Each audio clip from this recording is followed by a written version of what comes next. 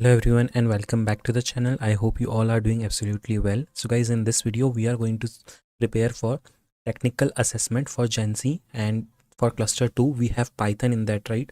So this video is going to be a quick revision for you so you can revise your basic syntaxes and basic codes. Also there are some topics which are included in the syllabus of Python which is coming under cluster 2. So we will cover everything basically in this video in the least amount of time so that you can prepare best for your upcoming technical assessment cluster number 2. Make sure to watch the video till end, and if you have any doubts, let me know in the comment section. I will answer all your doubts. Before we start the video, if you are new to my channel, make sure to subscribe to the channel if you are finding it helpful, because it will give me motivation to post more videos related to previous year questions. Also, there is a complete playlist on Cognizant Prep that I am creating. Make sure to check that too. So without wasting any time, let's start with our topic for today. So guys, let's start with discussing the syllabus first. So in the syllabus you can see the duration of the test is going to be 120 minutes, okay, and there will be 3 sections. In these 3 sections, the first part is going to be your coding Python, okay. In that you will have data structures, functions, object oriented programming based concepts, file handling, libraries and modules, and then exception handling. Okay, this part is about MySQL and ANSI SQL and database related thing. I have already created a video on this. If you haven't checked it in the playlist, make sure to check in the Cognizant Prep playlist that I have on my channel. Also, there is this this part, okay, which is cloud fundamental MCQs. I have also posted a video on previous year MCQs on cloud fundamentals, which will be very helpful for you in your preparation. So make sure to check that and prepare well for this part also. Now in this video we are going to see this part, which is coding Python, okay. So let's start. First we will start with data structures, which is we'll understand what is data structures and how are they implemented using some basic code snippets, okay. The first one is your data structures in Python. Python provides built-in data structures such as lists, tuples, dictionaries and sets, okay. And let's see the example of lists, which is lists are also called as dynamic arrays, okay. So if you see here, here we have created a list, okay, and with the numbers 10, 20, 30, 40 and 50, okay. Now how to access elements in a list? So simply numbers of, if you have to mention the index value and then it will give you the output, okay, that is whichever is the value in that index. Next is your adding elements. So in order to add the elements, you can use append, okay. So numbers dot append, and whatever the number that you want to append, so what this will do is this will add 60 at the end of your list. So when you will print your numbers list, what it will print, the existing values and then one more element which will have 60 in it. Next is your removing of elements.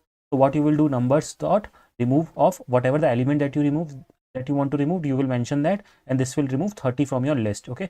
So basically when you print the numbers, you will get the output as 10, 20, 40, 50 and 60. Basically 30 will be removed from your last entry which you have. Hope list is clear. Let's now move on to the next section, which is dictionaries, okay. So dictionaries are what? Dictionaries are key value pair. So if you want to mention something as a key value pair, then you can mention it in this way. For example, this is the student dictionary, okay, and then the name is there and then age value is there, grade is there, okay. So in this way you can create a dictionary, okay. Now accessing the values in a dictionary, how to access the values? Simply student of, and then whatever the key that you want to the value for which you have to mention the key for which value you need to print, okay. For example, you need to print the name Rahul, so you want student of name, okay. So this will output Rahul. If you, in the similar, if you want age to be printed, so what you will do, student of name, okay. So if you want to update the value, for example, so how you will do, student of age is equals to whatever the value that you want to update. Again, when you will print, it will print this, okay, these things. So if you just print the student, it will print your dictionary. Hope the dictionary is also clear. Moving on to the next section, which is functions in Python. So in Python we have different functions, okay. And what is the purpose of functions? For functions helps to organize the code into reusable blocks. So defining and calling a function, let's see. We have the function greet, okay. We are defining it, we are passing name to it, okay. So this is the like simple text, okay, function to greet a person, and then we are returning hello and then name, okay. So now we are calling this function. So print greet and then whatever the value that we want to pass, this will output hello and the name that we have passed, okay. Simple functions we all know how to create. Next is lambda functions. Lambda functions are also called as anonymous functions, okay. Basically, what are anonymous functions? The functions that are that do not have a name actually, okay. So lambda functions are anonymous functions which are also called as one-liner functions in Python. It is used for a small operation without defining a function, full function, okay. Let's see. So if you see lambda function to square a number, so what you will do is square is equals to lambda x, and that x into x. This will what it will do, take the value of x and multiply it with itself. When you will call this function, okay, and put the value 5, it will multiply it with itself and give you the output. Okay, moving on to the next one, which is object oriented programming in Python, or OOPS. So Python supports different concepts of OOPS like encapsulation, inheritance and polymorphism. Okay, so let's understand with this code. Okay, so we have a class car, and what we are doing, we are defining a function in it. Okay, and then we have self, brand and model constructor to initialize the attributes. So self dot brand equals to brand, self dot model equals to model. This is how we are initializing the attributes. Then we have show details method. Okay, this is method to display the car details. So we are just printing out the car details here. Okay, so that is car, self dot brand, self dot model. How can we create a object? So in order to create a object, what we will do, we will just write the variable my car and then car of whatever the name and model that we want to pass. In the same way, if you want to see the details, so mark my car dot show details, and then this will output car Tesla model 3. So this was about class and object. Moving on, then we have inheritance. So inheritance, let's see. Here we have electric car method. Okay, in that we have init, which is calling parent class constructor using the super method. Okay, now super method is here, dot init brand and model we have passed, self dot battery equals to battery, and then we have show details method, which is used for method overriding in this case.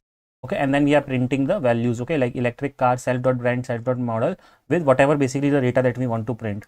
And what we are doing here is we are creating an object of electric car, EV equals to electric car, and then whatever the values that we are expecting, we are passing that here.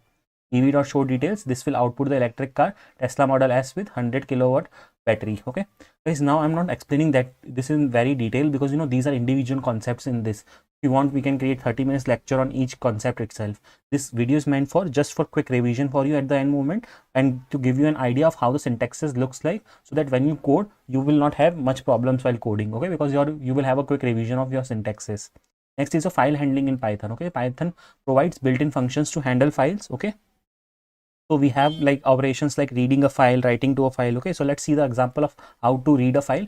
So with open, and then we will write the file name and the operation that we want. R stands for reading. Okay, so the content is equals to file.read function, and then simply reading the entire file content. This is like how we are reading the entire file content, and once we print the content, whatever the content that we have read, it will be printed out. Okay, next writing to a file. Okay, so how to write to a file? So with open, we will open the file. Okay, output.txt, and we W stands for writing. Okay, and then as file, this is the syntax, file.write hello, this is a test file. So basically this text will be written into the file whatever is there. Okay, so W is the mode overwriting existing content, and A mode appends the content. Okay, so basically instead of W you can also write A. Okay, so basically in W stands for what? Whatever the existing content is there, that will be removed and your new content will be put. A stands for what? Whatever the existing content is there, that will stay. Along with that, your new content will also be added. Next is your libraries and modules in Python. So in my modules are reusable Python files containing functions and classes. Importing built-in modules. Let's see how can you import built-in modules. For example, if math is an import built-in module that you can import, so import math and then print math.sqrt16. So whatever the method that is available in math module, you can print that. Okay, so your output will be 4. In the same way, you can print math.pi, which is the value of pi, which will get printed. Okay, hope it is clear. Moving on to the next part, which is exception handling in Python.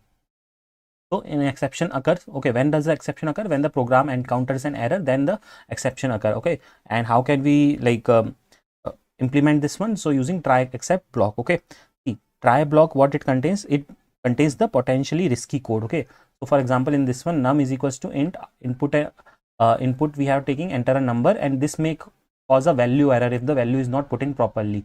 Okay, and then what we are doing result is equals to 10 by num, and this may cause zero division error. Actually what happens if the input is 0, okay, then here what will happen, 10 divided by 0, and this is an exception case, right?